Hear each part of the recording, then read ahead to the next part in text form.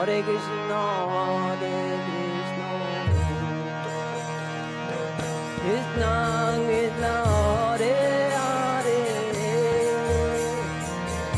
Hare, I've seen just like Tribhuvanatha Prabhu, who's very greatly loved devotee. He was an orphan from Dublin, and he didn't have any education or anything. And he came over to London, and as soon as he saw the devotees, he wanted to join. I mean, he's completely a devotee, definitely from last life. And they didn't let him in the beginning, so he just slept out outside the temple, on the street, and so then they let him in. And within about 2 weeks or something, he was actually managing the temple.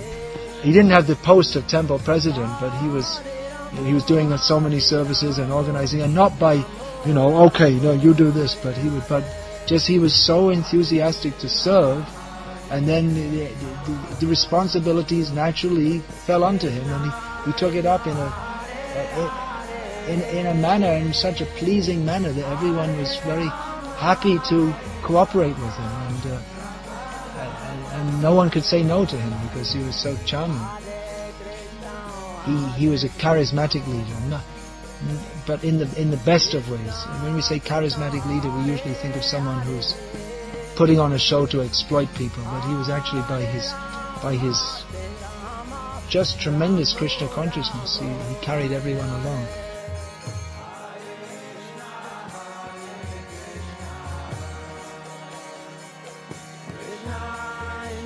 Famous in England and Ireland, our godbrother Tribhuvanatha Prabhu, he worked hard day and night and preached and made so many festivals and made so many devotees. He had a very clear understanding of all the principles in Prabhupada's books, and he was fearless in every respect.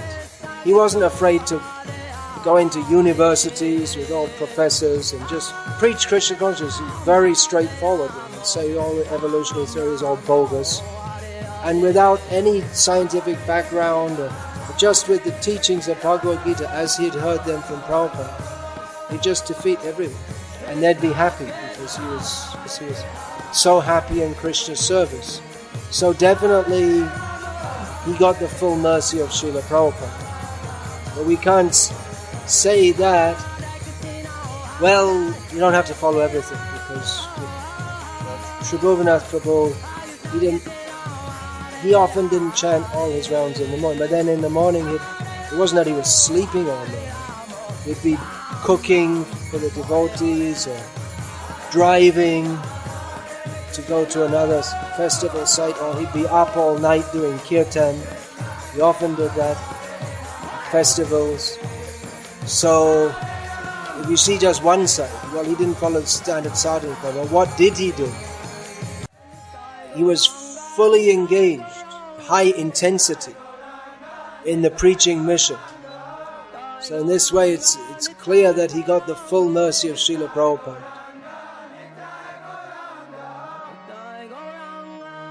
There should be devotees who are following in the footsteps of Jayananda, Tribhuvanatha, work hard, preach day and night, first rate, out in the field preachers, and both of them, Jayananda and Tribhuvanatha, looked after devotees who came into the movement also.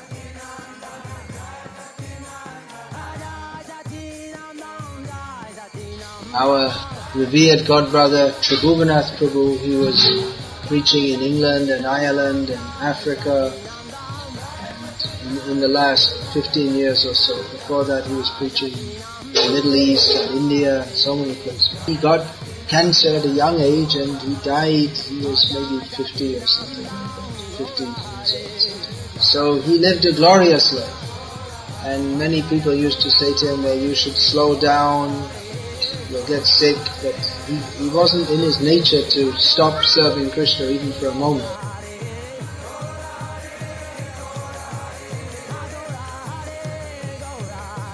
So please distribute the books, hold festivals, have Harinam. Of course, Tribhuvanatha Prabhu, great saint, is unique.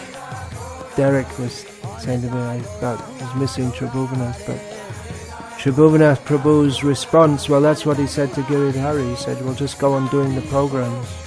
You wonder how he can do it without him. But so many people, they love us from the dozens of festivals that Tribhuvanatha did all over the country. So, all right, it's easy for me to sit and talk here, but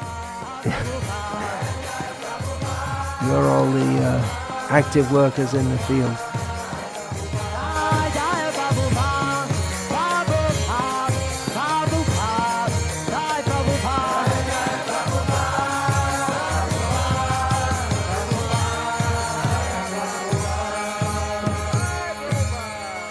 Go Premanand.